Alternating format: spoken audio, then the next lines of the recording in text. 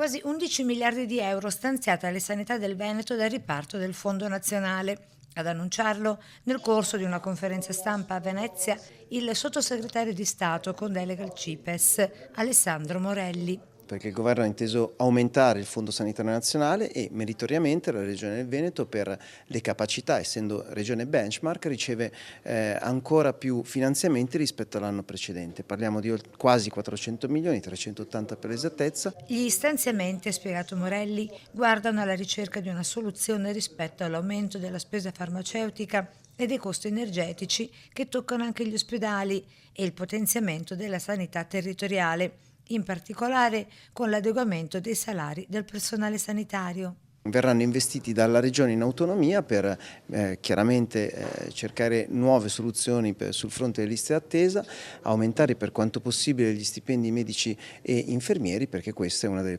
principali criticità a livello nazionale. Per quanto attiene all'aumento di stipendi dei sanitari, compresi gli operatori del terzo settore, ovvero quelli che agiscono nell'ambito della cooperazione sociale, si dovranno attendere gli esiti delle contrattazioni decentrate. Per le liste d'attesa si dovranno attendere i dati Agenas, quelli cioè della piattaforma nazionale che ci consentirà di sapere quali prestazioni, quali esami e terapie hanno un ritardo anche qui a casa nostra, come spiegato in questi giorni dal Ministro della Salute Orazio Schillaci, per una sanità pubblica più equa.